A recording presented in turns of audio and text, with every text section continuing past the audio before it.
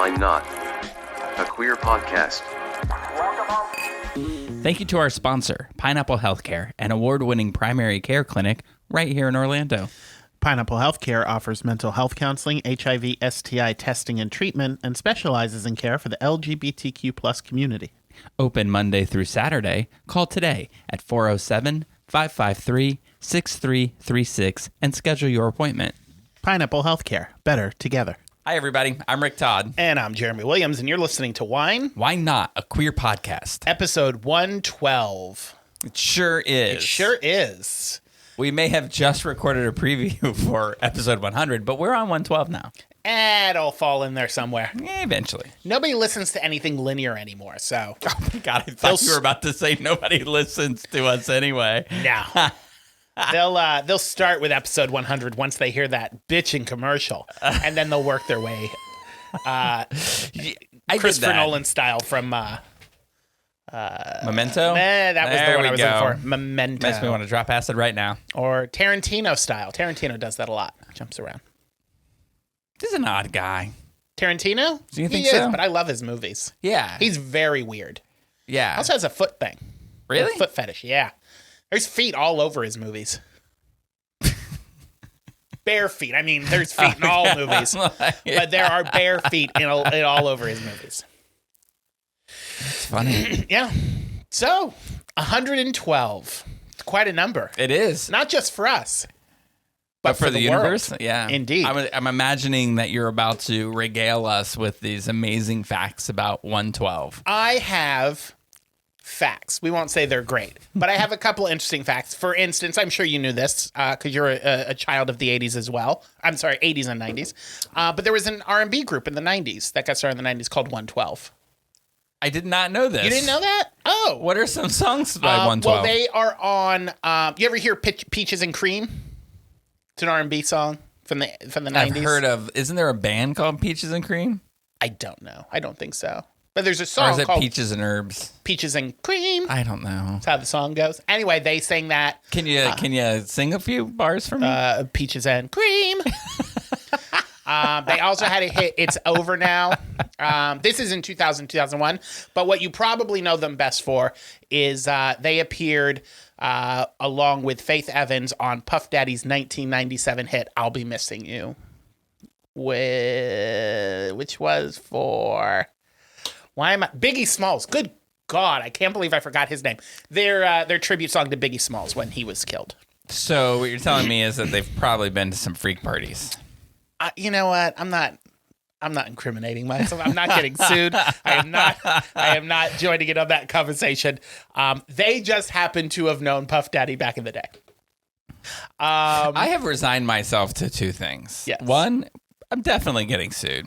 And two, I'm definitely going to jail. Sure. It's just a matter of time. I believe all that will happen this year. That is my prediction for 2025. I have these same predictions for you. Ooh, no. But you're a survivalist. You might be able to get out there and... If you go to jail this year, it's probably because I sold you out. I'm not telling you. I'm going west. Wink. 112 is also the emergency number for police, fire, and ambulance services for all 27 member countries of the European Union. One thing that's nice. One thing this podcast is teaching me is that how to call for an emergency. If you've got three numbers, yeah, somewhere it's the emergency number contact. Yeah, and what I'm learning is we're the only country that starts with a 9. Everyone else starts theirs with a 1. I guess because it's right there. They're just like 112, 111. I don't know. Wonder why ours starts with 9. Is it because there's so many other things? Like, no, if you call 411, you're going to get information. So it can't start with a 4. If you call... I feel like 911 was around before 411. I don't know. I don't know. I do remember a time before 911 existed. Yeah. I'm sure that I do because too. When that show came out, I was obsessed. The one who... Was it... Did William Shatner do the voice for it? Like 911 emergency or something. Oh, emergency 911, yeah. And it was all phone calls. Yeah. Oh, I was obsessed. I would watch it by the house by myself while my parents were at my brother's baseball game, and just like lock all the doors and make sure all the windows. Out. And then I turn off all the lights. That's what I did with Unsolved Mysteries. I'd freak myself out with that one. I don't like that show. Why? I like my mysteries to be solved. I mean, that show helped to solve a bunch of. It's unsolved in the beginning, but by credits roll, some of them have been solved. Some of them. But like it's that podcast I listen to, My Favorite Murder. If they do one that's not solved, and at the end of it they're like, "Oh, by the way, it's not solved," I'm like, "Ugh." If I had known that, I wouldn't have listened. I understand. The year 112. This is just a neat little tidbit. Was a leap year. Yeah. So I don't know if that does anything for you. That was just like 50 years ago, huh? In leap years. No. Yeah. Math is hard. And then the last one I have is I'm gonna butcher this name. João Marino Neto of Brazil is 112 years old and is currently the only living 112-year-old person and is the 5th oldest person in the world right now. Oh, okay. Because I didn't want to steal next week's thunder, but I was going to ask if there was 113. There is. I don't know the top 5's age other than number 1 and number 5 because number 5 is 112. Oh, don't tell us number 1. Oh, but I wrote down notes for number 1. But we're going to get to it, right? You think we're going to do another? Eventually. Well, it can't be 200. No, but it's not like 113. Well, let's hope we get there. If we don't get there, okay. Then if the police come knocking down the door and drag us out of here, I will just say the oldest living person is currently a Brazilian nun. Oh. That is all that I will give you now. That's fascinating. In your research about the number 112, did you find the 112th best director of all time? No, I think we should talk about that when we talk about the oldest living person. No, I didn't look that up. I figured that's your thing. I don't want to steal your thunder. I appreciate it. And I feel like last time it was really boring for you to try to guess. So you want me to just tell you? Yeah, just tell me. You don't want to guess. Michael Curtiz? Yeah, I don't know her. Director of such classic films as Casablanca and White Christmas and a bunch of other ones during the 30s. Who? Michael Curtiz? Directed Curtis? Casablanca? Now you're making me question I'm everything. thinking somebody. Maybe I just always assume someone else directed Casablanca. And I'm saying maybe I don't know who directed Casablanca.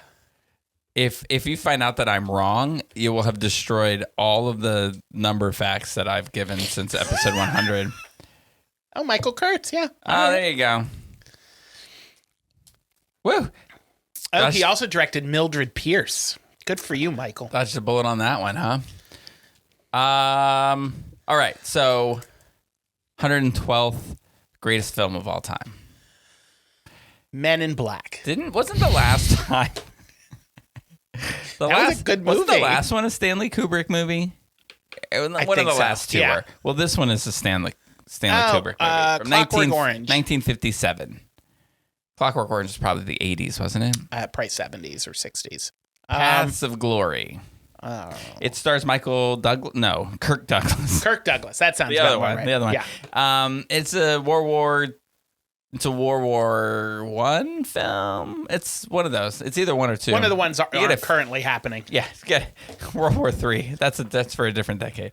Anyway, it's a film about that, but it puts the French military in a bad light. So France thought. So it was banned in France until 1972. That's a shame, France. There's a lot more fucked up things out there you could have banned. Yeah, they were going to give us something really cool, and then this movie came out, and they're like, you know what? Just send him that stupid statue. Yeah. Well, I like that statue. I do, too. It's a beautiful piece of work. Thank you, France. Yes, I'll tell you, I really do like that statue. But that's where I developed my fear of heights. Have I told you this story? I have not heard this story, no. I was living in New York, and as I would do when I lived in New York, I'd get drunk, and then I'd call my mom from the bar, and I'd pass my phone around. And everybody in the bar would talk to her. We had a great time. And sometimes it was like 2:30 in the morning. Yeah, I mean, she seemed to. But on one of these calls, Jen said, hey, you know what? I have a free voucher for a flight. Why don't have your mom come up and visit us? So we called her at like 2 in the morning. We're like, come visit. So she did. And then we had to do the touristy things while she was there. So we went to the Statue of Liberty. And have you ever been up the Statue of Liberty? No. So it's just really weird because it's like being in a tin can. And there's this like staircase, a tight spiral staircase that goes up. So you're really like, ass to face walking up. So like your no elevator. Your Come on, face France. is right in the butt of whoever is walking up the steps in front of you. And I mean, you could hang back a little so you don't have to do that. But anyway, you go with that, and then you get to the top. And I don't know if you can I don't know if you can go in the crown anymore, but it used to be. So we got up to the crown. 'Cause this is pre 9/11. So you get up to the crown, and once you're like in this tight space, and then we got up to that thing, and immediately it was like this. You're way up in the air, and that just for some reason triggered something in me and I had never been afraid of heights Got before. wobbly knee, did you? Right after that, we went to the Empire State Building, and I could not peel myself away from the side of the thing. Like my mom, like she just jumped up on this thing, and said, "Hey, take my picture," and I'm like, "Can you get down, please?" It freaked me out. So I've been afraid of heights ever since. Oh, well, that's a shame. I Lady booked us Liberty. both mountain climbing expeditions next week. Have to get a refund. I'll do it. I'll probably go skydiving. It's okay. No, I will now get something else. I'll just That's be it. petrified of it. Or if I have to walk across a bridge. Yeah. Ooh, no. Oh, I was just thinking about it. And even driving over bridges. Can't do it. Yeah. I'm not a fan of heights, but like bridges don't bother me. But like anything that's on a high incline. So like when you go to a stadium, if you're in the nosebleed section, it just feels like the steps are more narrow. And I just feel like, oh shit, I'm going to fall backwards. Steep. It's too much of an I feel like incline. I'm going to pass out and fall down. I don't care for those. But I'm fine with bridges. And I'm okay with tall buildings as long as, I'm inside that building. I'm not going to go do window washing on a fucking skyscraper. No. Yeah. No, my fear is, I'm like claustrophobic. So being in tight spaces. Oh, you don't want to go to the Statue of Liberty then? No, probably unless they not. open it up. Who knows? But I don't like tight spaces. And I think that comes from when I was a kid. I distinctly remember I was probably like 7 or 8 years old. And my uncle was watching us kids. And he was playing this game where we would get in the blanket and he would roll us up in the blanket and then swing us around. And then he started rolling us up like worms in the blanket, like tight little burritos. And then I couldn't, I was like, I can't breathe, let me out. And he wouldn't let me out. And I started to panic. And ever since then, I don't like tight spaces. What year was this? Sometime in the 80s. God, the 80s were great, weren't they? Yeah. So this just clicked for me. This could be the actual origin of my fear of heights. My sister dated this guy who would take us to the mall, and we're like, yay, we get on the mall. And he would go and park on the top level of the parking garage, even if there was parking available. Yeah. And then he'd grab us one-armed by our arm and hang us over the parking garage. That's 3 stories high. Absolutely, that's where it comes from. 3 stories high, laughing his ass off. You know who you are, and I know you're listening. You're a piece of shit. He got into an internet fight with my mom recently. Over what? What does everyone fight Politics. about? Politics. Woke culture. Yeah, she's too woke for him. And then he ended it with, I love you. And she's like, I know you hung my son over a parking garage, you bastard. Anyway. Good times. Well, not great times, but times. They were certainly times. They were. Speaking of times, did you have a good time this week? I had a time this week. Oh, it was a time of all the times. It was a good week. I feel like I've been on repeat the last couple of weeks because my friend Alex, me, Alex, and Melissa, and Gina to an extent. Gina didn't hang out as much at least not with me. Maybe she didn't like me. Do they get excited when you mention their names on the podcast? They don't listen. Melissa listens occasionally. Alex, now that she's back, I think she's going to start listening. But because I told them I talk about them on this. Hey, Alex. So they, Alex, me, and Melissa all worked at Express Scripts way back when I first moved to Orlando. And then Alex moved up to New York. She got married, had a kid, and she just moved back like within the last month or two. So we've been hanging out more. Huh? Divorced. No. The husband and the kid came with. I don't know why you said that. Like she got married and she went away, and then I was like, well, but she you went said away she came and back. then got married, and then they all came back down here. Well, welcome home. So we've been hanging out. So we all went to the porch for, it was supposed to be brunch, but you know, we can't that's get good out, food, right? We can't get out of the house on a timely manner, so it became lunch. That's almost over there dinner. by like the Well, there's new... two of them. There's one over in Winter Park, and then there's one down on South Orange. And we went to the Winter Park one. Oh, okay. And it was lovely. The food was amazing. But it started me on this thought process, which led through the week, because I don't know if it's because I'm getting older or if everybody just thinks they're a freaking dance club now, but the music was so loud that we couldn't hear each other. And then over the course of the week, I went to Wawa's last week because I had to get lottery tickets. Turn it down. The music is blaring in Wawa's. And I was like, you're a freaking convenience store. What are you doing? And then this morning I got gas at 7-Eleven and went in because I need to get a coffee. And they're blaring R&B music. Like I was in a dance club.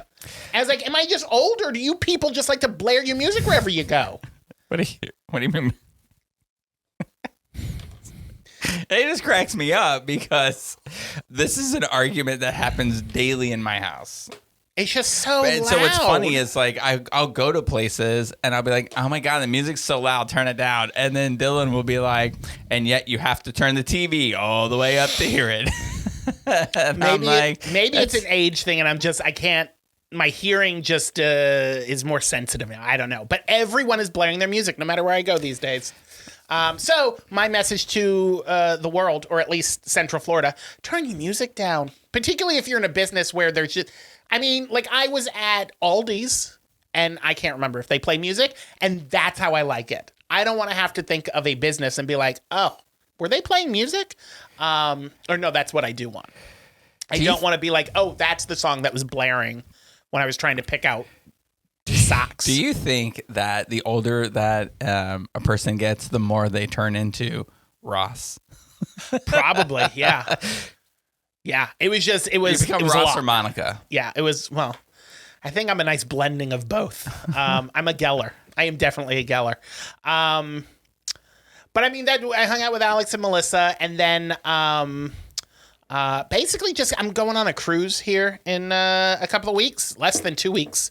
So just getting stuff ready for that, figuring out there's like themed parties and stuff. So I gotta, we're gonna get outfits for the theme parties, and I'm getting vaccines because I hear far too many horror stories of people, like groups of people. That's how COVID got started.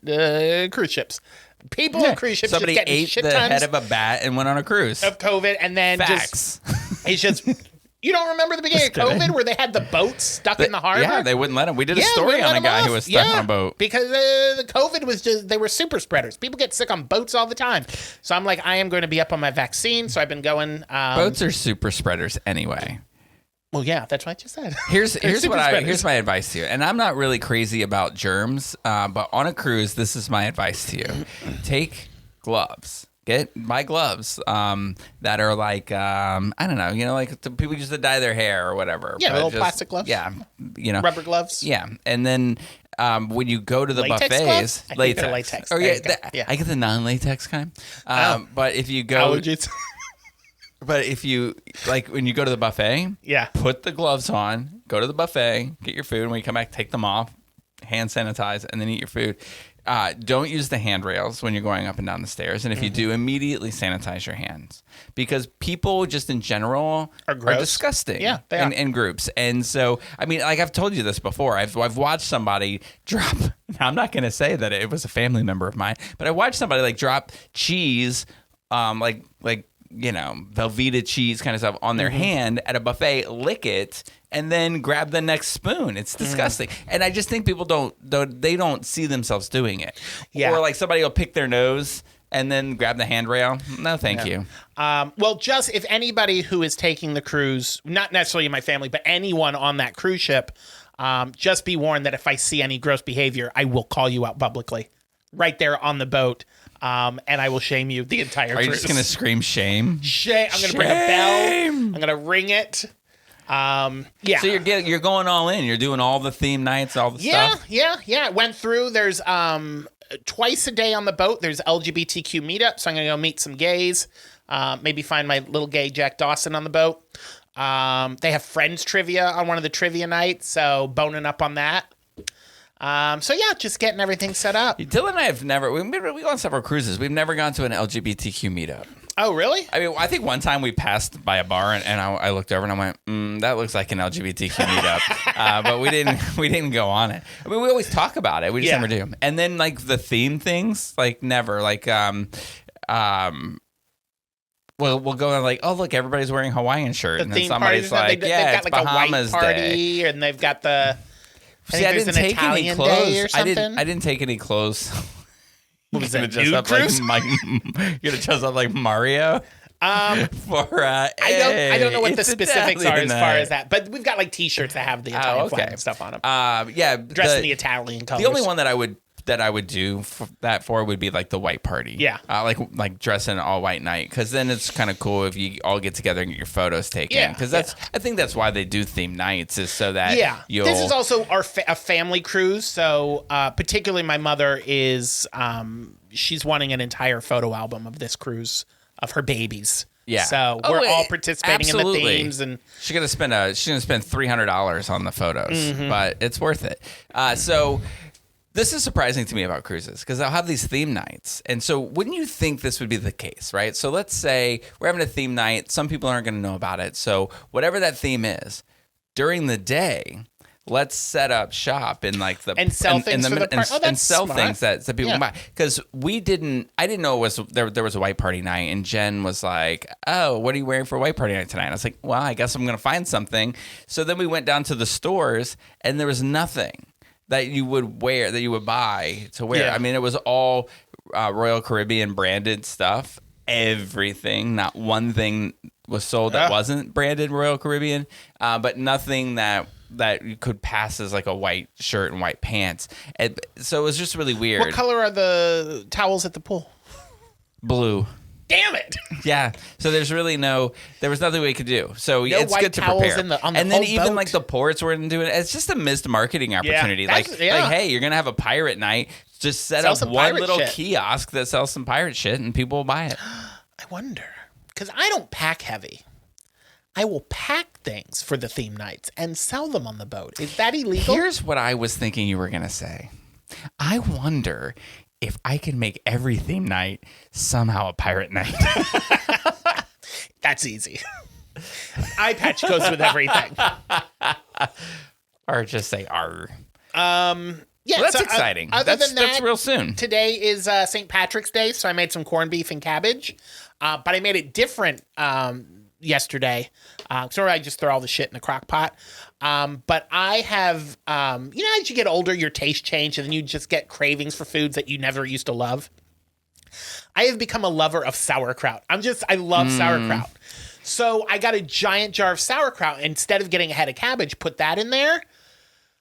Best corned beef I've ever had in my life, because it was in the crock pot in the sauerkraut juices. Well, So good. My favorite sandwich in the world is a Reuben, and that's half the ingredients right there. Exactly. So I threw potatoes and baby carrots in there, and it's only meat. So Can I ask you a question? corned beef for a week. So you've made this that Yeah. you're going to eat tonight. Are you a fan of? Well, I made it yesterday, and then I had it for lunch and dinner. Okay. Yeah. Are you a fan of Irish soda bread? I've never had Irish soda bread. So I had this book once, I always ask for recipe books because I like to bake stuff. And so one time somebody bought me one, and I was flipping through it, and it was St. Patrick's Day, and I was like, "Ooh, Irish soda bread. Sure, let's do it." And I made it, and it was really good.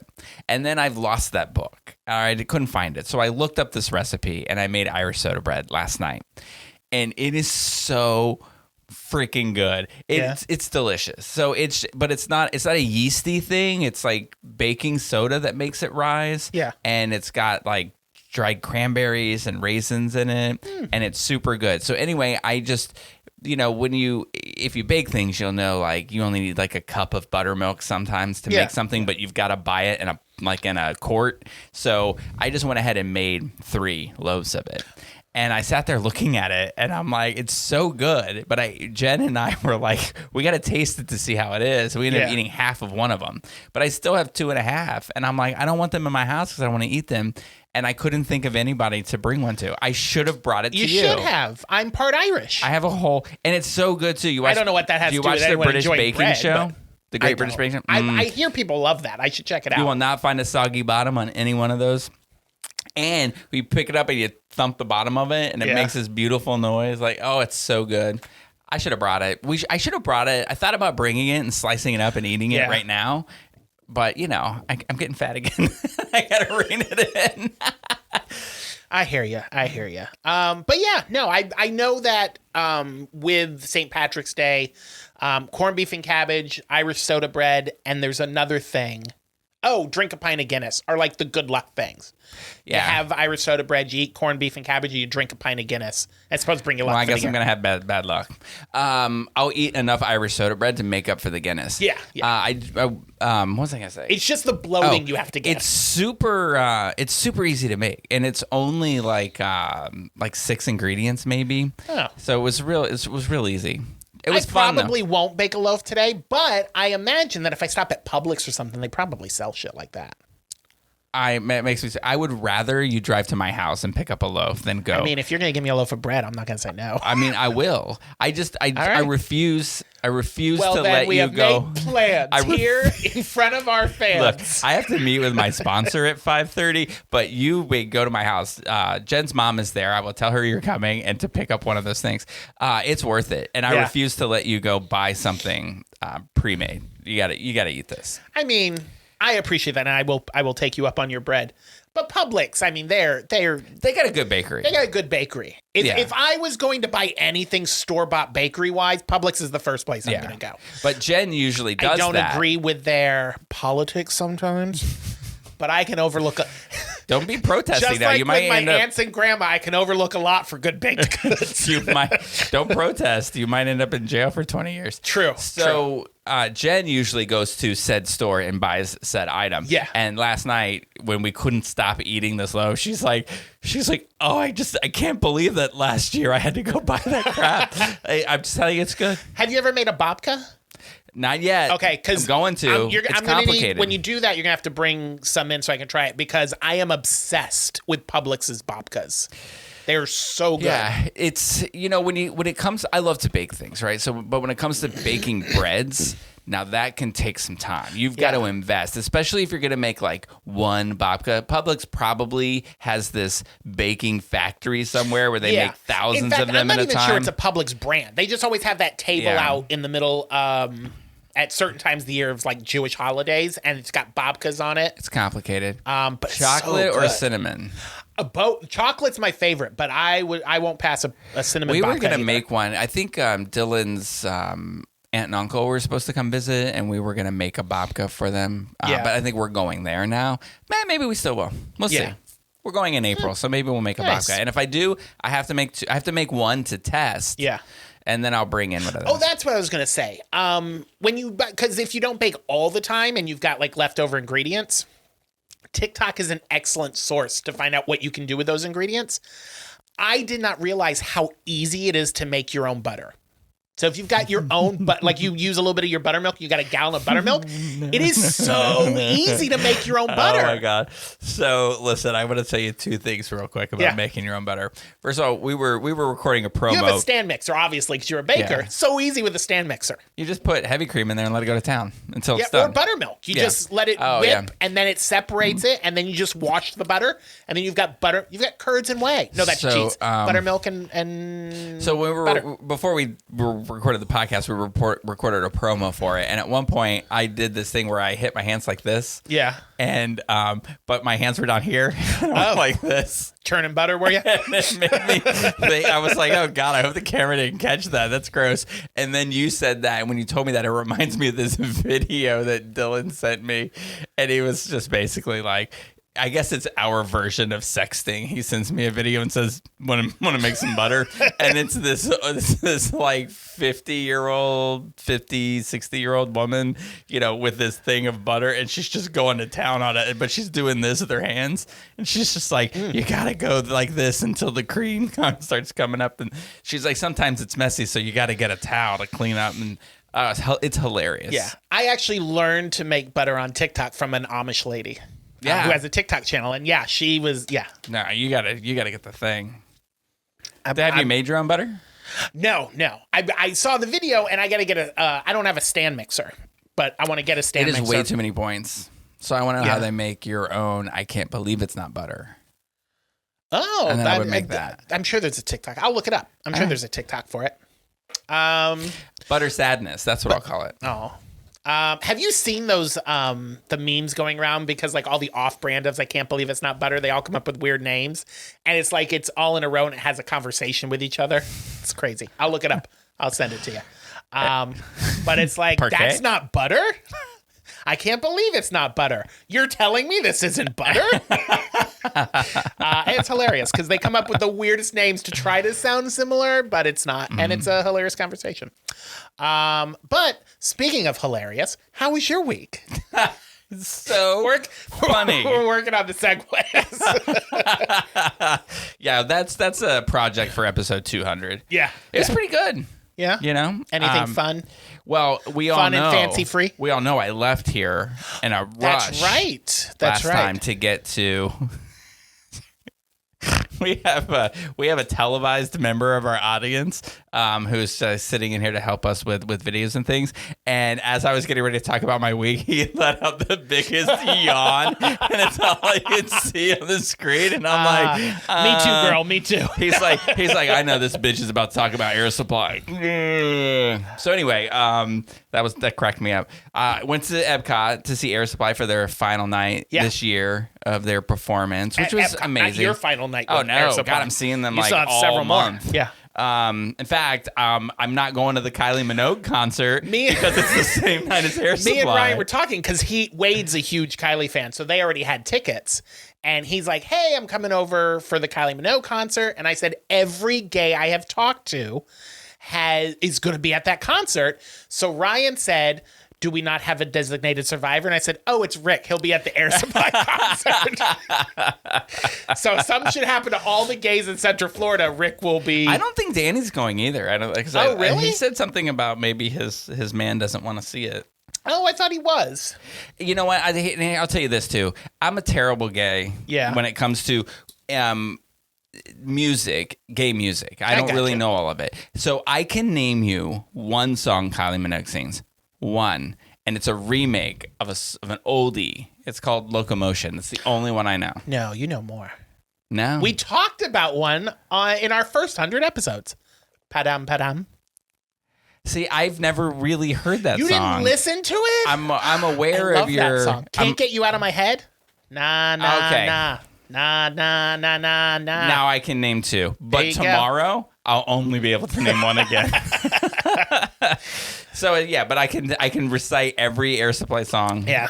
Yeah. You know what you like, and there's nothing wrong with that. I want to point out because I ate some things at Epcot that we didn't eat before. So I just want to Yes. because you and I were on a hunt for the spicy hot dog. The spicy with pineapple chutney. Yes. Yes. Did I talk about that last time? No, you talked to me I about it. talked to you about it. Yeah. I feel like I actually said the word chutney, which I refuse to usually say. But that was pretty good. I ate that. The Choco Flan in Mexico is probably the best thing that they have at the festival. And that's saying a lot because I love that banana foster bread pudding. Yeah. There's a lot of really good food. I have been working all week to try to get my weight down after 3 days at this festival. But then, so I ate that and the spicy hot dog. Oh, and the whiskey cake. Everything's a dessert. No wonder I gained 10 pounds. The whiskey cake from Canada was delicious. Yeah. And they still served it to us, even though I'm American. Oh, So that was good. And then bless we ate, you, Canada. Then we ate a bunch of the meatless things. Yeah. And Did you get your free gift again? Well, no, because here's the deal. I don't know if you're aware of this, but it got really cold on Monday. So like the wind was it? blowing and it got did cold. yeah, so it was like did. 60 Yeah. degrees and I'm in shorts and a shirt and like it's just blowing on us and we were freezing and the dessert was, Dole Whip or something. So we were like, save I do it. love a good Dole Whip. Dole Whip is delicious. I don't think as a kid I would have liked it, but Dole Whip Yeah. is delicious. Chris is obsessed with it. Not just the Disney one, but like when we go to Menchie's, all he gets is a cup of Dole Whip. Oh, really? Yeah. It's really good. I like to get mixes and then put toppings on it. He's like, nope, just straight up 6 pounds of Dole Whip in a cup. During the pandemic, when I really started gaining weight, it was like I need some kind of a cake or brownie base, then a bunch of frozen yogurt on top, and then a bunch of Yeah, toppings. my go-to is usually a blend of coffee and cheesecake ice cream, and then I put the cheesecake bits and like chocolate almonds or something on top. Do you know what I do now?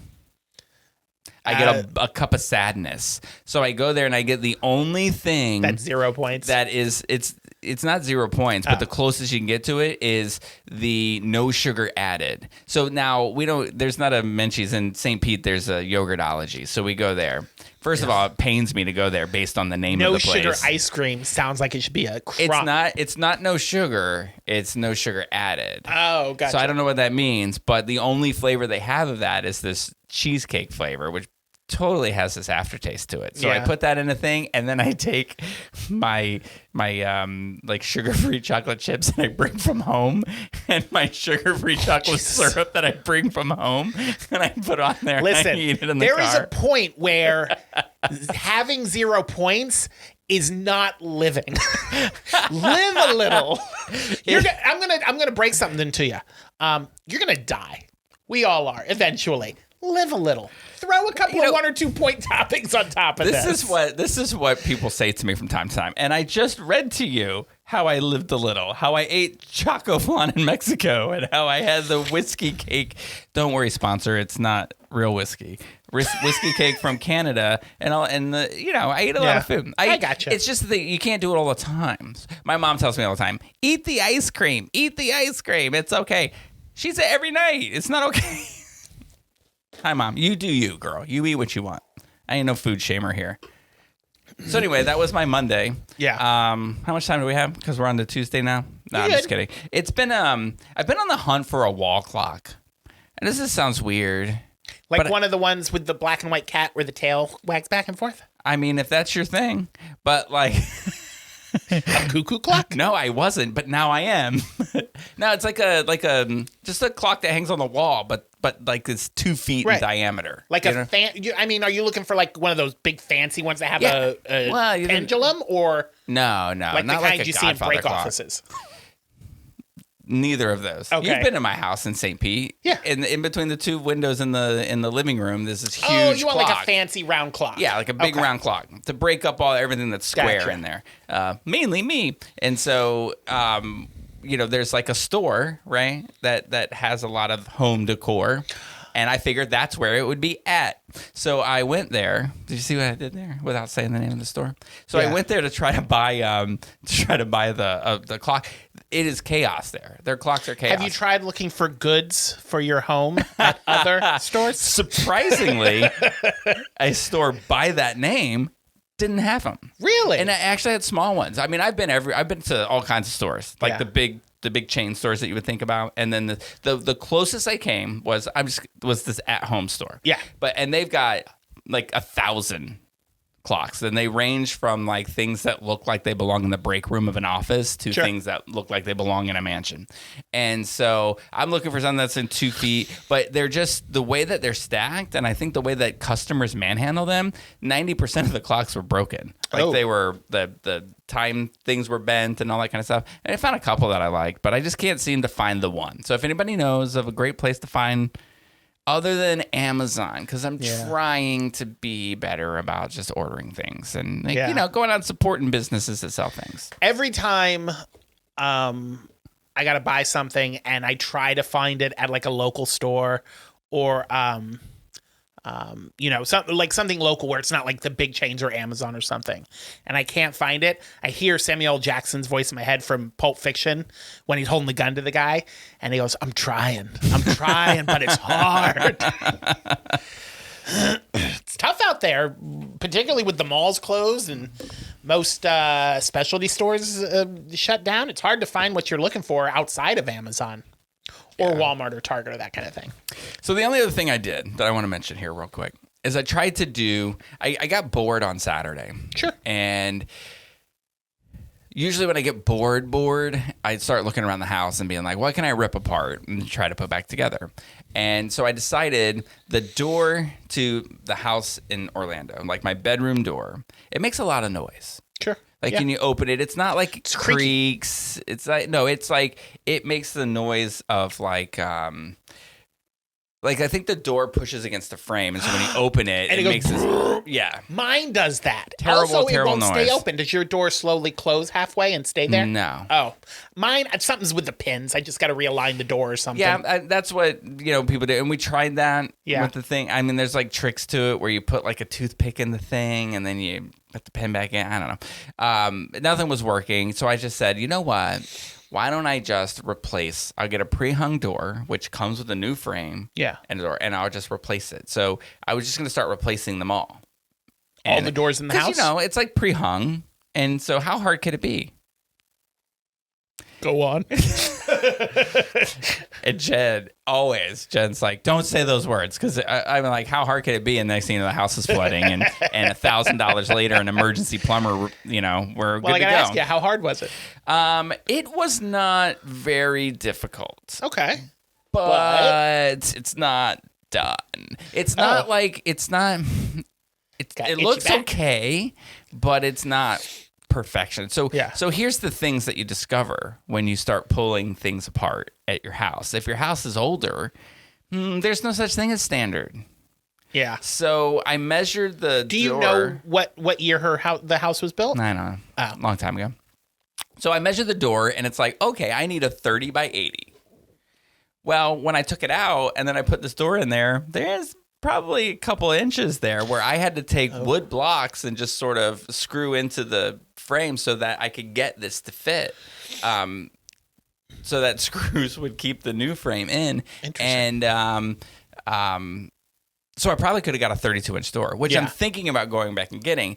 Except I've already invested $300 in this project where I really only wanted to invest $150. So now, because then I had to buy a nailer, because it seemed a lot easier to use the nailer than to Like a nail gun? yeah. Oh, yeah. So anyway, I got it all put together, but the door, the width of the door, of the opening, like going from the hallway into my bedroom, is larger than this door. So Yeah. like you measure the door frame, and it's actually like if it was a standard size, this is so easy to do because you really just buy this door in a frame and you pop the entire molding off of it, or the trim comes completely off. Then you slide it in, you nail it to the side, and then you snap it back together. It's super simple, and all of the trim is already on it. Oh, that's right. nifty. Sounds Yeah, great. sure. Except when you go to snap it back in, and you got an inch gap. So now I've got to think I'm thinking maybe I just get like a quarter round and go all the way around the middle of it, and that'll hide it.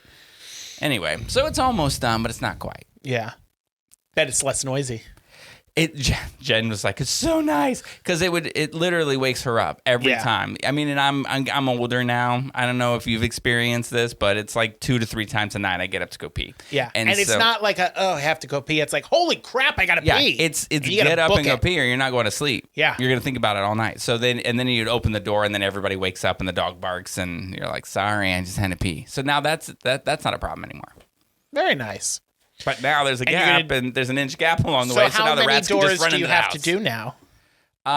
Well, I mean, I If don't. you were going to do all the doors in the house now, how many more doors you Oh, going it to do? would just be 1, 2, 3, 3 more. Oh, you're just going to do that hallway? Just that hallway. Oh, 3 more, gotcha. and then maybe 3, 4 if I do the closet, and then the other closet is a different kind of door. So Oh, probably 25.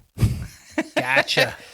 Anyway, I was when I was done with it, I said, okay, fine, call your handyman, see if he wants to fix this gap.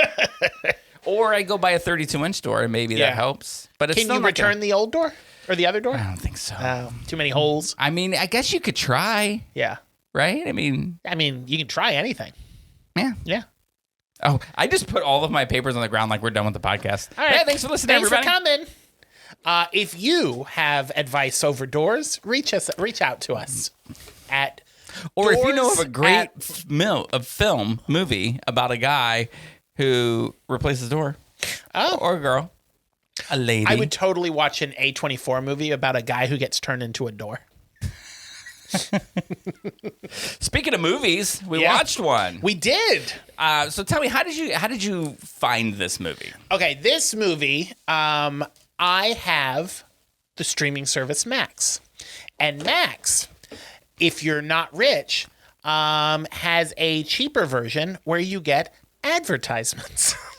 and they advertised their movie to me before, I don't know, some movie I was watching. I don't remember what I was watching, but this was one of the commercials for this movie that was upcoming called The Parenting. I just want to make a comment about the rich and poor and the ads and the not ads. My car will get repoed before I will go to a streaming service that makes me watch commercials. I'll be honest. We went because it's not bad for one because it's like a $7 difference, but it's across the board. Like when you've got 7 or 8 streaming services, when they're all non-commercial, it starts to add up. So going down, we ended up saving like $50. But Max, I'm going to re-up because the CNN beta testing that they've been doing is done.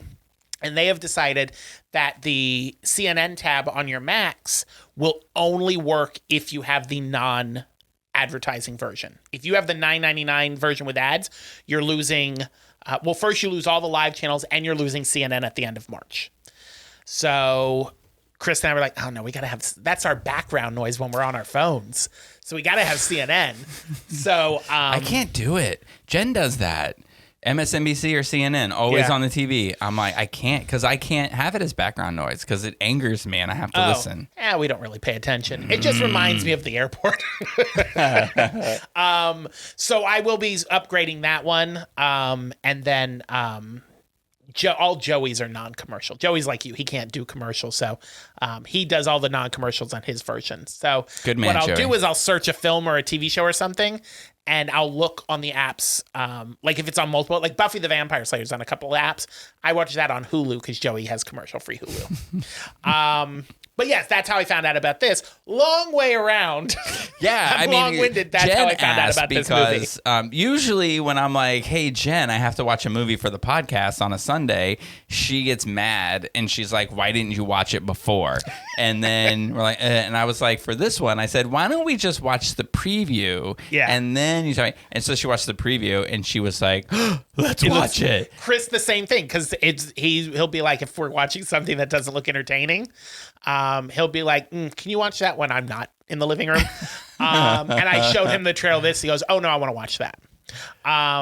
So it's funny because it just came out like last week, not even last week, like 4 days ago. It came out on Max, but it was filmed back in 2022, and I couldn't find a whole lot. It got the script started getting shopped around during COVID, and like the first table read was done over Zoom with the cast, but they started filming it in March of 2022.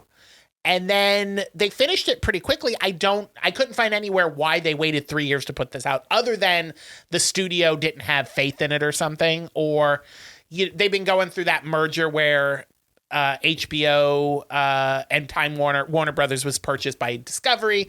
So going back and forth. So it seems like we could have lost this movie to the tax write-offs. I wonder how many movies are really good out there that we have never been able to see. Yeah. Anyway, I know. So you said this was written back during COVID, blah, blah, blah. Yeah, it was yeah. written by Kent Sublet. Yes, who is an SNL writer. Yeah, who wrote Tammy, which I thought was funny, but probably like not Tammy. one of the funnier of the Melissa McCarthy movies, but it was Yeah. still funny. But he also writes Weekend Update. All right. Yeah. So clearly funny guy. It's just important for me to bring him up because when we get to the end of this and I talk about what people had to say about it, I just want you to remember that I think this guy is hilarious. Okay. Kent Sublet. Yes. It's directed by Craig Johnson, who's had a couple of minor hits. He did that. I think it was on Netflix, Alex Strangelove. I wrote that down. Have you seen that? No. Because that might be something I've seen eventually the trailer of it. that we want to. It looks like a mashup of Heartstoppers and Love, Simon. And then he also did, I have seen this movie, The Skeleton Twins with Kristen Wiig and Bill Hader. And I love that movie. If you haven't seen the movie, you probably have seen the TikTok going around where they dance in the living room to, the song escapes, one of those popular 80s songs. That's so funny because I was looking up the shows that he did and I saw the Skeleton Twins and I just assumed it was a horror movie and I wouldn't have nothing to do with it. It's like a dramedy. And I went it's past so it. good. Oh, that song from Mannequin. Oh, Nothing's Gonna Stop Us Now? Yes, that's what they're dancing to in the living room. It's such a cute movie. I really dig it. It's a good movie. You should check it out. So it stars Nikki Dodani, who you may know, well, from Alex Strangelove, but also Twisters and Dear Evan Hansen. Yeah, the whole time I'm like, this guy looks familiar, and I love him. Like, Yeah. where do I know him from? And I had to look it up today. Dear Yeah. Evan Hansen. Dear He Evan plays the friend. Yeah, the one who's writing The the letters family with friend. him. Yeah. And he's also done several episodes of The Comeback, which is a sitcom Lisa Kudrow did, which you'll notice a lot of these characters who appear in here is because they overlapped with a lot of the people here. He's in this because he was in Alex Strangelove with Craig Johnson, and he also did with Lisa Kudrow. And his partner is played by Brendan Flynn, who I think most people know from 13 Reasons Why. So dreamy. So pretty. But he was also in Ratchet and True Detective, and he was in the most recent Hellraiser film, which I know you probably didn't watch, but it had we could talk about it because it had Hellraiser Pinhead is played by Jamie Clayton, who's a transgender actress, and she did such an amazing. The movie is so good. I watched the first 38 Hellraisers, Sure. and then I stopped liking horror movies, so I haven't seen the last 112. Just the last one. It's so good. So Probably good. scary. I remember Hellraiser being frightening when I was a kid. A little scary. Yeah. Can be scary. But they play boyfriends, and they are renting an Airbnb to introduce their parents to each other. And it just so happens that this is a haunted house that they rented the Airbnb in. So that's the premise of the movie. The parents are played by a quadratic. I don't know what the word I'm looking for, but 4 Powerhouse TV actors. You've got Lisa Kudrow, who won an Emmy for playing Phoebe in Friends. You got Dean Norris, who won a SAG Award for playing in Breaking Bad. Brian Cox from Succession, who won SAG Awards. And Edie Falco, who's won Emmys, Golden Globes, SAGs, everything for The Sopranos and Nurse Jackie. Yeah. So- I mean, what a cast. Stacked, as the kids say. What a cast. Stacked. That cast ate. Is And that left something no they- crumbs. Is that what the kids say? They ate and left no crumbs. They ate and left no printer. Printer, no facts. All right, we're good. That's all that we're going to do. So the movie opens in 1983, and I'm finding that, I don't know if it's just my nostalgia, but if a movie starts off in the 80s or 90s or takes place in the 80s and 90s, you've got me sold. You've automatically Immediately. got me sold. That girl, I almost said chick, and I feel like maybe that's offensive. It's the 80s. That Okay, broad. it's the 80s. That broad had, I saw that dress with the shoulder pads. That broad had tits out to here. No, she had shoulder pads up here, and I was like, for some reason, if I'm going to say broad and we're talking about the 80s, I have to turn into Andrew Dice Clay. It was fits. heaven. Yeah. I totally, for the first, because until Chris told me, no, it's not. I totally thought that was Sarah Paulson. Oh, the mom? Yeah. I thought it was You her in know, a wig. she looks like it somebody. looked like Sarah Paulson to me. She looks like somebody. But She's not on my list. I know, she's not on mine She either. is. But so she's watching the series finale of MASH, which we were all there. We all remember where we were. So she's got 2 kids. They're both dicks. She has this horrible kid. It's the 80s. She hates her They're kids, and I can teenagers. see why. But yeah, they're teenagers, and They're not old enough to buy cocaine and go out. That's true. That's true. They have to sit at home listening So, to the cassettes. You see the cassettes? Cassettes, yeah. Oh, I love those cassettes. So she's there's noises going on in the house. She's knocking on her daughter's bedroom door, like, "What are you doing in there?" And the wallpaper's like peeling away from the walls. Something weird is happening. The opening, particularly, the whole movie kind of has a Ghostbusters Beetlejuice feel to it, but particularly that opening scene it feels very Ghostbusters. Yeah. So- yeah, and it's great. Yeah. So the mom ends up, there's a monster or demon or something. All you see is its hand. Grabs her and drags her down into the basement. The son then gets attacked by the monster after he goes down to check on his mom. And then the daughter comes out of her bedroom and she's attacked. You don't see it, but you see like the green light on her. Very Ghostbusters style. And then she's attacked. She screams, and we come to present day. Are you looking up the mother what I she was am, in? yeah. You seem very focused on looking Sorry. something up. No, you're good. You're good. I'm listening. So we're in the present day. We've got Kate Rohan, Avalone. who's Kate Avalone. oh no, Yeah, I don't know her. So Nick Doheny plays Rohan, and Brandon Flynn plays Josh. Rohan and Josh are heading to their Airbnb. Did I describe to you how dreamy Yeah, Brandon Flynn is? Okay, I just want to make sure. we hit that. We hit that. I got. So they get to the house before anybody else gets there. Any of the parents get there. As they say, this is a sick house. He's the broiest. They are the broiest gays I've ever seen. Yeah, they're definitely Gen Z-ish gays. Yeah, and he drops F-bombs like. This is. I don't. What is this movie rated? I don't know what the rating is, but it's rated there is fucking R. there is cursing, lots of cursing. A naked Brian Cox.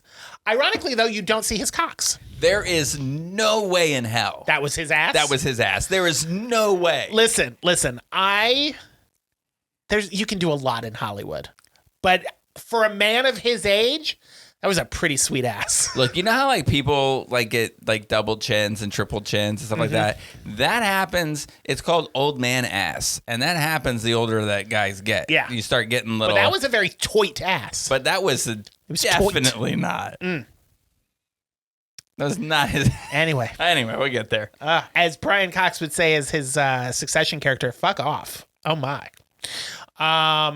So they get to the house and they meet Brenda, who is played by Parker Posey. If you're watching the current season of The White Lotus, she is just as delightfully batty in The White Lotus as she is in this. As she is in pretty much everything she does. She just plays that character really well.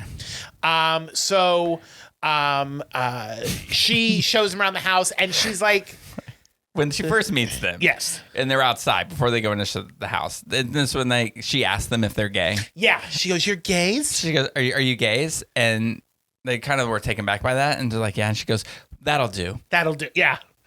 As Chris said, there's that'll something work. up with her. Yeah. There's something up with her. She goes to show him in the house. She, as they say to each other as they're walking in, I think she's wearing two wigs. She's got layered hair and it's multiple colors.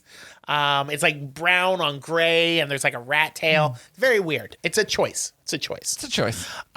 So as they're going in, Sarah calls and talks to Rohan, who is, at first I thought it was like his sister or something, but it's a family friend, but I couldn't tell, like, is she Rohan's friend and then he introduced her to Josh, or was it Josh's friend? I couldn't tell which friend she was, but she's friends with both of them now. Yeah, I just assumed she was friends with both of them, but by the end of the show, I think she was Rohan's friend. Rohan's friend first.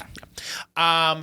So she's watching the house while they're away, which they are surprised by because she was going to watch their dog, but they brought their dog with them. And they're like, the dog's not there. And she's like, I just got here. I haven't looked around yet. So I didn't know your dog wasn't here. My bad. Just the kind of person you want watching your dog. Yeah. She's very flighty. She got there and the first thing she wanted to do was get a bottle of wine, not check feed the dog. Yeah. So we find out in the conversation with them that Rohan is planning to propose to Josh this weekend. So Rohan steps outside and is taking the call. Josh comes out and he's like, what are you doing? What are you talking about? And he's like, nothing. Hangs up the phone. And as they're on the porch, they notice, because Brenda had left, that she didn't really leave. And she's walking around the house with a giant stick, like drawing a line in the dirt. And she's like, oh, I'm measuring for sprinklers. We later find out that she's a liar. But like I said earlier, there's something weird going on with her, but she's just like drawing lines in the sand around the house. So after Rohan hangs up with Sarah texts, we've all been here, haven't we? Sarah accidentally texts Josh instead of Rohan because she doesn't think it's a good idea for him to propose, and says, don't propose to Josh, but sent it to Josh. Oh, jeez. Come on, Sarah. Get it together. She realizes this, and her response is the shrug emoji. She's just like, I like how she was like saying like, oh, I thought it was my sister. No, yeah, back, she back, kept back, going back, back. That's originally why I thought it was his sister, because it went by so quickly. I thought she was saying something about being his sister or something. But yeah, I meant to send that to my sister. She went back and forth because they show the text message on the screen, and then she settles on just the sorry. Yeah. We also find out before the parents get there, Josh lost his job. He was working for like a sporting goods store or something. REI. REI. Oh, is that a real thing? Yeah, it's a real clothing line. I thought they made that up They for make the movie. sports clothes. Well, isn't No, that it's like fun? outdoor. You know, like the big jackets, and it looks like a like mountain North that's got West. North that Sport. one. Yeah. North Face. North Face? North yeah, Face, I knew I would yeah. get it. Good for you being But sporty. Rohan, because Rohan is one of those people who has to have everything perfect. He's like, don't tell my parents you lost your job. I just don't want to deal with that. However, Josh is also a musician, and he's like, yeah, don't tell my parents that either. The first sign that this relationship's going to work out. yeah, right. It's like, hey, listen, I want you to Lie meet to my my parents, but don't tell them anything about who you really are. Yeah. So he's just obsessed with making sure this weekend goes off without a hitch, which I get. You want things to be perfect, but you can see the character developing. Yes. Something we also forgot to mention is the dog likes to sniff. I kept laughing the whole Crotches. time that I've been laughing over here is thinking about this dog So the sniffing dog crotches. sniffed Brenda's crotch to say hello, I guess. Yeah, like nose right up in there. Yeah. So Ronan's parents show up first, and they are played by Brian Cox and Edie Falco. They're Frank and Sharon, and they get out of the car, and the first thing the dog does is sniff her crotch. And Josh makes a comment that we think she might be a lesbian because she likes sniffing. And he stops himself, but we know what he means. Sniffing vagina. And then he calls his dad daddy by accident. So not a good first meeting. I will say right off the bat, Edie Falco's character, Sharon, total bitch. Just total bitch right off the not right real off the- nice to hot No, Brandon. Not nice at all. Just seems very smug.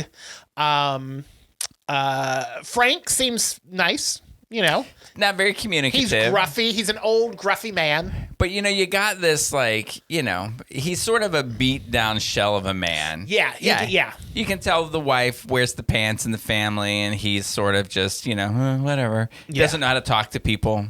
Yeah. So they go in. The boys are stressed out. You'll notice that as the movie goes on, the boys argue a lot more. Not good for the relationship. But Josh brought some gummies because he's like, you know what? We need to chill out. We need to chillax. It's going to be a fun weekend.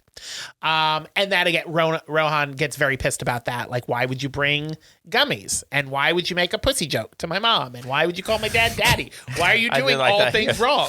Can we not tell my mom pussy jokes? That was pretty funny. So as he's telling them that, they're on their way to the bathroom and they open it and there's Sharon and her pussy out for the world to see. She's peeing in the bathroom. One of the funniest moments of this whole movie. I was And- dying. He closes the door and they're just standing out there and Josh is just like, I saw it. I saw it. As I saw it, there's no turning There's no back. turning back. I mean, what do you do? Yeah. I mean, as Sharon later says, I don't know what you're talking about. You just pretend it didn't I happen. mean, it's not for the rest of your life. Like, imagine this happened to you and you walked in on your soon-to-be husband's mom and you see her vagina. It never goes away. There is never a moment where the two of you will be in a room and you don't think, I've seen her vagina. Well, everything that happens on this weekend, you may never remember that with But, everything that happened. I give you that. Because you did later on. Well, we'll get there with what he sees on his dad. So then Josh's parents show up, and that is Liddy and Cliff, played by Lisa Kudrow and Dean Norris. Delightful. Liddy, they're delightful. Liddy I love her. She is wonderful. She is the type of mom that runs off at the mouth. She doesn't think about what she's saying. And she's just letting everything slip. Obviously, they know that their son lost his job, and she lets it slip in front of Sharon that he doesn't work at RGI REI? anymore. And basically just everything that comes out. They're watching three small little, what are those, Pomeranians? Is that what those dogs are? And she calls them Frick, Frack, and Fucker, or whatever she calls them. My favorite part through this whole thing is every time Lisa Kudrow curses, she's like, "Oh, I don't ever curse. That's not me." But all she does is curse through this movie. That's funny. It's hilarious. Her son certainly curses. Oh, yes, he does. Josh is just basically the parents have only been there for like 15, 20 minutes. And Josh has already made an idiot of himself. So he's getting all nervous. So he decides to take a couple of gummies. So he takes 2 gummies, slips one in his pocket. Calm down. Maybe he might need that other one later. He takes a lot of gummies. Yeah, through the whole movie. Yeah. No, that one sitting there in that one time, he takes a couple. I think he only took 2, and then he put one in his pocket. Yeah, he takes 2, and then he's like, okay, and then he takes another one, and then he puts one in his pocket. I think he ate like 4 or 5. I'll pull it up. Okay. However many he takes, he gets a little too calm. Like he's just chill, totally relaxed, and they're all having dinner, and Josh is like, what we need a little music to set the mood while they're having dinner. So he asks Alexa to play some music, but the Wi-Fi is not hooked up. So he's like, there's a password that they left for the Wi-Fi. So he starts to say it, and it's some weird Latin-y phrase. And as he starts to say it, we hear a big bang, an indication that something might be afoot. So they can't get the music come on. So Hi Josh decides he wants to sing a song at the table. And he starts to sing. I don't recall what song they were singing. I didn't write it down. Did you write it down? It's an oldie. It's an oldie. Yeah. And the oldie enough where the parents knew it, and they're all joining in and sing-songing. They're having a good time. Throughout the dinner, Josh is feeding the dog under the table, the chicken. They're eating the little chickens. And then as he goes to feed the dog, a monster's hand comes and grabs him, and he screams and jumps up. And he says something grabbed him, and they were like, it was probably the dog. And he said, no, it was a little dirty person's hand. And Sharon is like, what did you just say? Grossly offensive for little people to say that. And Sharon was like, she recognized that. He's like, no, literally, there was a little monster hand that grabbed me. And when he had jumped up, his little gummy fell out and his boyfriend found it. More fodder for his boyfriend to just judge him. How dare you? How dare you have a gummy in front of my parents? They all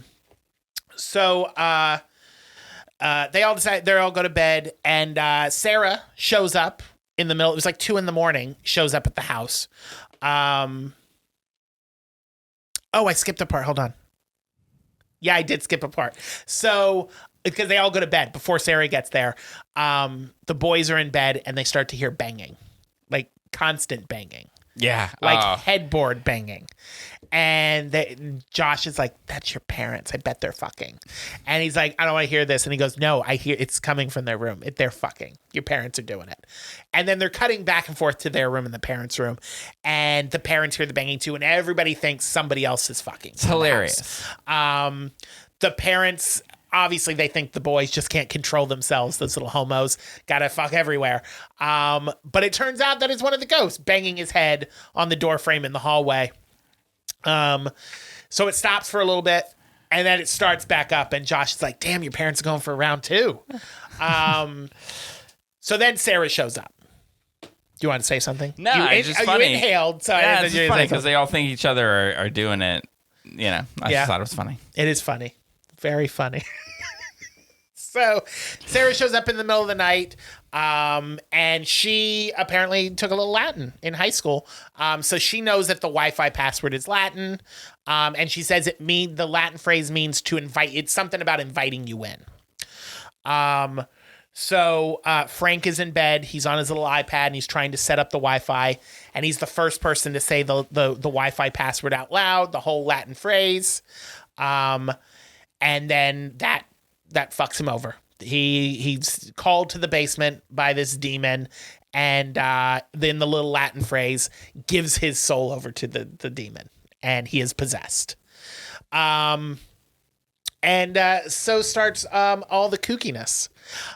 So the next morning they're having breakfast, and Frank is sitting there having his breakfast.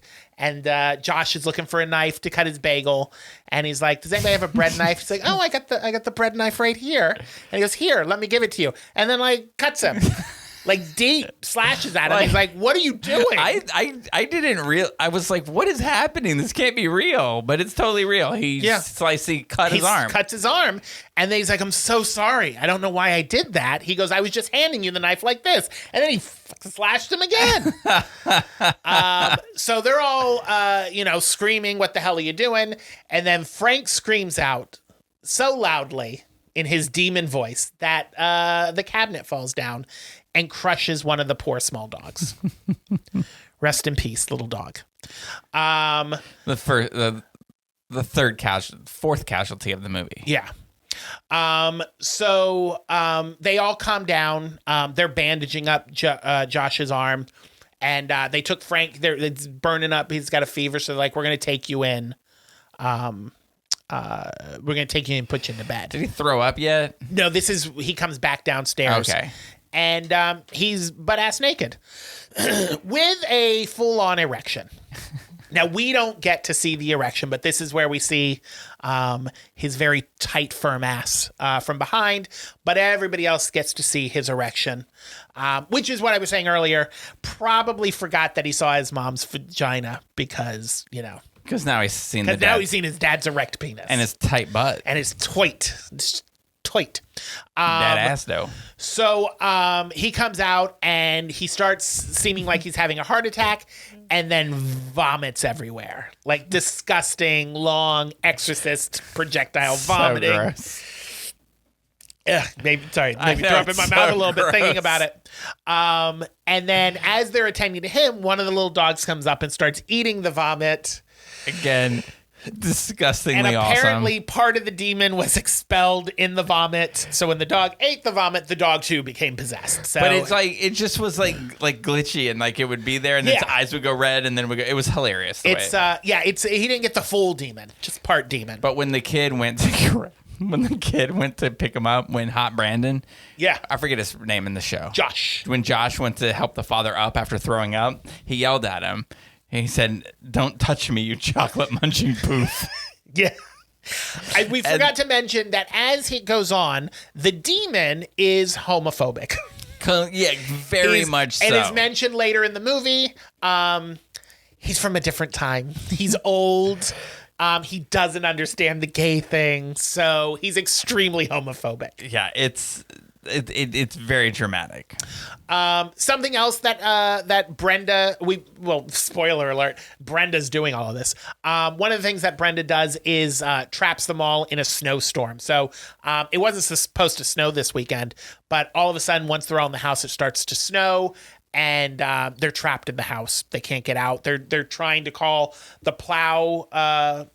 I was gonna say plowsmith, but I don't think that's what they're called. The snow plow. And they're getting the runaround. Yeah, because it's not happening. Josh is all gashed open, and he needs to get to the hospital. He needs stitches. But along with learning Latin, Sarah also took a little bit of nursing school. So she has some mint dental floss and a needle, and she's like, "I'll stitch you right up." Dental floss and needle. This does not sound healthy. Did they have anything to help with the pain? Alcohol, maybe. I mean, I feel like they were all drinking quite a bit in this movie. It may have all just been a hallucination. But I would say, and this is just, if it wasn't mint flavored, I feel like dental floss, like an unflavored dental floss, probably would be the best thing to use. Don't you think? It's strong. But it's sanitized. I think it's flavored. It's got. No, that's what I'm saying. If you had an unflavored one, that's probably the best thing to use. Probably. But hers is minty, so you probably don't want to use that one. Anyway, hindsight is 20/20, I guess. I'll only carry unflavored dental floss with me from now on. She's stitching him up, and the boys are arguing at it again. And then it comes out that Josh knows that Rohan was going to propose. So he pitches a little fit. I love him, but he's so whiny in this. So everything's not perfect. So he goes outside, and he chucks the engagement ring into the snow. Grow up. Grow up, Rohan. It looked expensive. It looked really nice. I have purchased a wedding ring That is a nice I ring. spent like $600 on, and this ring was way more shiny than the one that I bought. Yeah, it was a nice ring. So we cut to Frank. He's in bed sweating. Like I have never seen a man sweat before. I mean, the bed is soaked. And he's hallucinating that he is next to himself in bed as the demon, and he's talking to him, and he's like, I'm going to take you over, and I'm going to eat your whole family and shit out their bones. And then just starts demonically laughing. And then they cut, and it's just him in bed alone, just laughing like a maniac. He's a good actor. I love Brian Cox. He is so good. He's a good actor. Me and Chris were asking, because Chris was like, he's like a thespian trained actor. What's he doing in this? And I was like, thespian actors, they reach this point. Meryl Streep did this in the 90s. Like, you're doing all this, like, top of the line dramatic work, and you're like, you know what? I'm going to do Death Becomes Her and She-Devil just because I can. Yeah. They just reach this point where they just want to do some crazy kooky comedy stuff. And I mean, you think of the character, it's a stretch. I mean, yeah, it's not something he's done before. Yeah. So the boys are arguing again, and Josh is strumming on his guitar, and he's like, they're going back and forth about the situation. And as they're arguing, you see the body of a lady ghost rise up behind Josh over his left shoulder. And Rohan stops and just is staring, and he's like, Josh, there's a lady in the corner. And he turns around, and Josh lets out the most hysterical little girly scream. And he's like, no. And Liddy comes running in and turns the lights on, and the ghost girl disappears. And Sarah, meanwhile, while this is happening, Sarah's in the garage trying to find a snow shovel because they're going to try to dig out, I guess, the car or something. She finds a box of 80 stuff that belonged to the family from the beginning. And while she's in there, she's attacked by a zombie ghost version of the boy who got attacked in the beginning. When she's trying to get away and she backs out the door. Yeah. And then you hear this like... Oh, and she's trying to open the door. And then she stops, and he stops. They stare at each other, and she's like, it was the door. She farted. She farted. So she's able to get out of the door, and she kicks the door closed, and then it pops back open, and he's gone. Disappeared. So she brings the box inside, and this is one of those exposition dumps in the movie where you find out what's going on. In the box, there's a demonology book, and they find out that the demon, whose name is Andras. I kept thinking they were saying Andreas, and I was like, "Oh, Andreas." We had him on the show. He got a shout out. He was on our show before. And he is a demon that the girl from the beginning of the movie, the daughter, and her friend B, it's written in the book, B, who turns out to be Brenda, they had summoned this demon back then, back when they were dabbling in their demonology. Yeah, to scare the mom. Yeah, and the brother, because the yeah. mom didn't want them to be friends. Yeah, so they were like, well, we're going to teach them a lesson. So Sharon's like, this is crazy. You all think you saw a ghost, and that's stupid. And then Josh does what Rohan probably should have done earlier in the evening and goes off on her and is like, you know what? You need to shut your mouth. Like, he goes off on her. Yeah. And there's like a rift between Rohan and Josh. I do like at the end of that argument when she says, she's like, I knew from the start I didn't like you. And then he goes, me too. Yeah. Like, not like, I knew you didn't like me. I knew you didn't like me. Yeah. And it was like a dig. That was good. Sharon, we should mention Liddy made this lovely noodle salad thing. Gross. Which I was telling Chris, I was like, this is a cute idea for a pasta salad if you maybe left the spaghetti out. The spaghetti really set this off. But if you had a couple of different shaped noodles. It was like 9 different noodles. Yeah, it was a bunch of different noodle salad. But there was like spaghetti, linguine, rigatoni, penne. I think those little corkscrew ones were in it. It was just a bunch of pastas and like dressing. And then I think there was a tomato in there. I couldn't tell. So she gets a bowl of it and takes it up to Frank. And Frank's in the shower, and Sharon falls asleep in the chair, and she has a premonition, if you will, of Frank telling her she has to kill him to save everybody. And the bed is again soaked. This man was sweating so much. So she ends up waking up after he says, "You're gonna have to kill me." Written in the steam on the bathroom mirror because he's gone is "kill them all." So she goes out in the hallway, and Frank's out there and wraps his hands around Sharon's throat, and they start floating.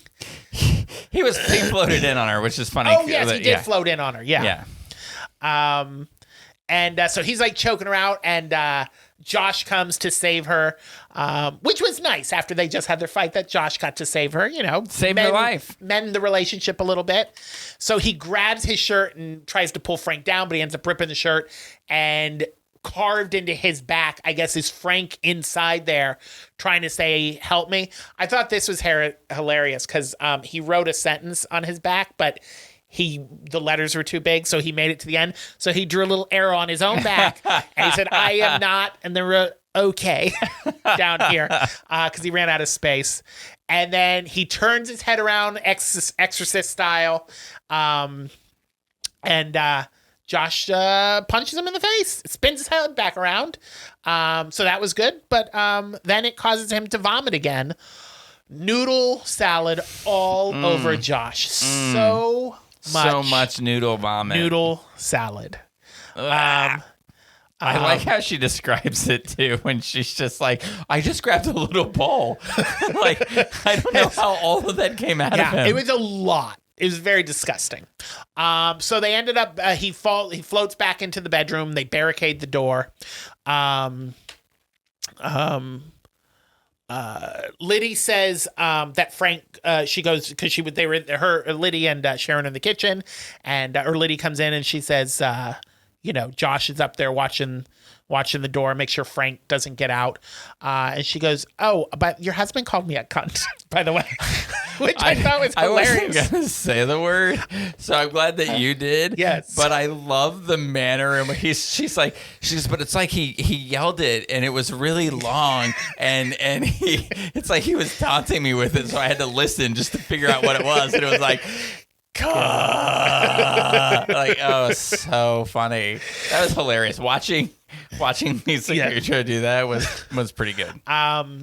So Rohan ends up apologizing to Josh's parents for bringing him there, while Josh is upstairs guarding the door. While he's upstairs guarding the door, though, like the dad, like the demon, really digs into his homophobia. Yes, he does. He's chanting some slurs at him. He starts like just really taking it. But this one made me laugh. And he said something like they're fighting, right? Because like he knows that the two guys are fighting, and he's like, "Is it because his dick is too small?" And he goes, "Too small for your butt." It's so stupid. And Josh replies to that, his dick is not too small. And then the demon says, "I've seen the dad's dick." Yeah. He goes, "The dad's dick is small, so his dick is small." That'll come up again later. It will. So while Josh is watching the door, his dad goes up there. And I thought this was a really sweet moment. He's like, "I just want you to know if something should go south tonight and we all die, I just want you to know that I think you're cool. Like, you're a super cool kid." Which, all parents are like, "Oh, I love you. You're my kid. I love you." But he's just like, "I just think you're a cool kid. You're fun to hang out with." This character that he plays in the show is the most likable, awesome character I've ever seen him as. He is the most balanced character. And he doesn't even with all this shit going on, he doesn't freak out like everybody else does. But then, I say that, this and moment, then he's like, "Oh, by the way, I love you. Here's a gun." He freaks out in this moment where he goes downstairs, or they're all together, and Lisa Kudrow gets attacked by the demon dog. Oh, yes. So the moms are having wine in the kitchen, and the demon dog jumps up and latches. There's not a bunch of jump scares in this, but that scene scared the shit out of me because I didn't expect it. Jumps up and latches on her arm, and they're screaming, and the dad comes in and he's trying to figure out a way. He's trying to cover the dog's eyes so he can't see him. He's trying to get him off. They're gonna beat it with a mallet or something. So he's got a mallet or a meat tenderizer. So in order to get it off of her arm, he says, "I'm gonna stick my finger up its ass." And Lisa goes like, "What?" And he does. He sticks his finger up the dog's ass and he lets go. It's Why would he know that would happen? Why did he know mean- that's the thing to do? I think everybody knows that if you stick a finger up your ass, you're going to open your mouth. Is that what you do if you're getting attacked by a bear? You just Probably. stick your arm up there? Now we all Hey, know. if you've ever done that, let me know if it works. So, How many people are going to now message and say, I fisted a bear once before? So they've got the little demon dog wrapped up in a towel, and they take the meat tenderizer and they just bash it, just busting up the dog till it stops moving, and then they stick it in the dishwasher. I guess that's just to get it out of the way. I don't know what. Maybe because it locks. I'm sure they had reasons. I like it because they have this great moment, the couple, and he goes to hug her, and she's like, okay, go wash your finger. So as they're all this hassling around with the dog is going on, Sharon notices out the window there's a light, and they realize, oh, there's a house out there. We should go for help. So the two boys go to the house to try to see if there's a phone or something they can use, and it turns out that it's Brenda. Before they leave the house, Rohan gives the number to Sharon for the plow truck and says, hey, just keep trying. Or Sarah says, just keep trying to get the plow out here, and we're going to go see if we can get help at that house. So they see Brenda, and then she's like, oh, how are things going out there? And they're like, not too great. So they find out that Brenda has set them up to awaken the demon. Her phone rings and she picks it up, and it's Sarah calling for the plow truck. They've just been calling her the whole time. And she's like, oh, yeah, it's on its way. Just hang in there. Just hang in there. It'll be there. And just hangs up the phone like she didn't just do that in front of them. But this is where we get the flashback to the 80s, where we find out how this all happened. When the mom was banging on the door for Allie, Brenda and Allie were in there currently summoning the demon up. And Brenda says they summon the demon, and she's like, go get him. And so then, the demon goes and gets him. Kills the mom, kills the brother. And she thought the demon was hot. Yeah, That's kind of important. She was She very was like, attracted to the demon. So Allie, who is the girl, the friend, the daughter, is like, I didn't want them harmed. I just wanted to scare them a little bit. So she steps out of the circle, which you're not supposed to do. Don't step out of the circle. If you learn anything from this movie, never step out of the circle. And she does, and then she dies. Kind of like a political party. You don't step out of that circle. Yeah. Exactly like that. Yeah. So the demon's like, I need you to bring me a body. And that she sets up this Airbnb thing. Now, here's the thing I didn't understand. They didn't address it. Not important. But this happened in 1983. This is obviously more present day. It took her 30 years to find a body, or the demon didn't want a body until then? Maybe I didn't understand why it took so long. I think that she just had to save her money to renovate the house. Oh, maybe that's what it was. Okay. She's not a professional. She can't flip it in a month. She needs 30 years. That's true. I mean, I don't know what she does for a living, but I can't imagine she makes much money. Also, I don't imagine you get very many visitors out there. She's not very bright. I don't think she does anything. No. So they end up leaving the house to go back. The boys go back to their house, their Airbnb, and Brenda is in their backyard. Oh, and all the snow is gone. Oh, that's right. They leave, and all the snow. Lisa Kudrow, Liddy, it's just like all the snow just lifted up right into the air. And then she said a curse word, and she said, I'm sorry, I never curse. So then Brenda meets them out there, and she starts chanting in the backyard, and where she was drawing for the sprinkler system lights up in fire and flame. She had a circle around the house. It's all about circles. Full circle. Goes full circle. Frank breaks out of the room, and he comes out. And Rohan, because he was going to look for the gun, because they'd put the gun down somewhere, he realized that the ghosts were trying to warn them about Brenda, that they weren't haunting them. They were trying to warn about the demon and Brenda. So they come running out. Rohan comes running out, and he's got the gun. Brenda is leading Demon Frank out to the circle because that's his new body. And Josh is like, I think it was Josh who did it first, said, Rohan said, Rohan. take me. He gave the gun to Josh and said, you know what to do. Yeah. So what he's going to do is he's going to recite the password so that the demon leaves his father and goes into his body. So he can save his father's life. And then he ask wants Josh to kill him. I'm going to ask you to marry me, but now I'm going to ask you to kill me. I need you to kill me. So he calls him out, and then the demon starts coming out of Frank and going into Rohan. And Josh is like, I can't let you do this. So then Josh says the incantation. And then the demon comes out of Rohan and is going into Josh. But the demon's now getting confused. So he's like going between the bodies. And the other parents are like, oh, you know what? You come into me. So they all start chanting and stand in their own circle. I like how every time they're doing it and they're like, oh, I guess I have to join in. They kind of reluctantly do it. And then when it goes up into their nostrils and they're like, oh, God, this is uncomfortable. And then Sharon's the last one. And they're like, Sharon. And then she's been doing this robot thing that used to make Rohan laugh when he was a kid. So she does the robot. And they're like, no, that's not good. You need to do this. So they all start chanting and the demon doesn't know what body to go in. So it's just kind of circling around them. And they're all circled around until he takes form. And the demon can't live outside of a host. So it starts to die. And, it has a bird head they mentioned earlier, which they maybe that's what she found was hot. Maybe she's got a thing for birds. So it ends up dying and it's like crippled there. And Frank, who is now no longer possessed, steps into the circle and steps down on the demon's neck. And before he crushes it, he explains, my dick is big, and crushes his head. In all of this, when the snow melted, Josh had found the ring that Rohan had thrown out. So after they kill the demon, he gets on his knee and he proposes to Rohan.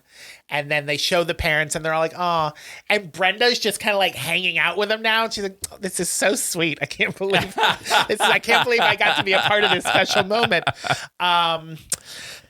So the ghosts are freed. And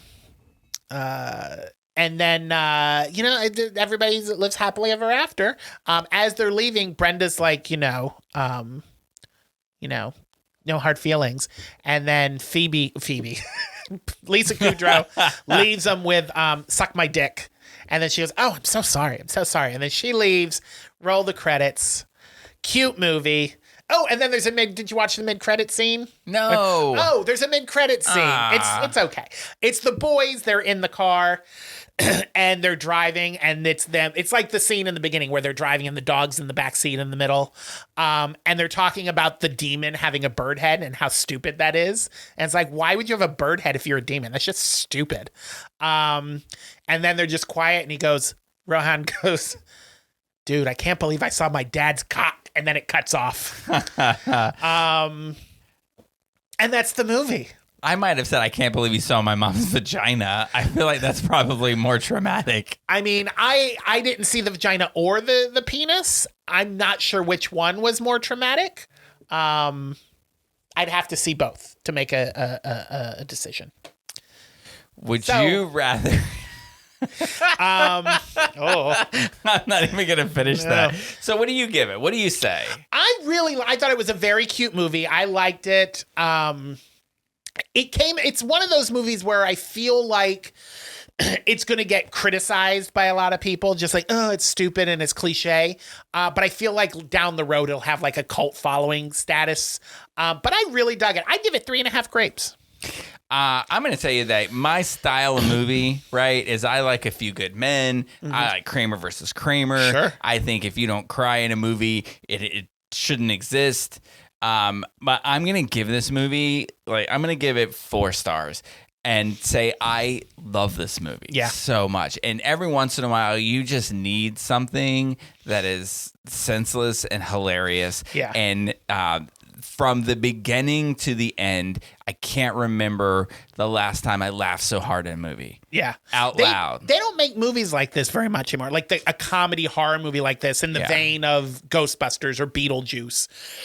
Or it even has a bit of an Evil Dead, the second one. Yeah. The Evil Dead 2, where it's a little more kooky and zany.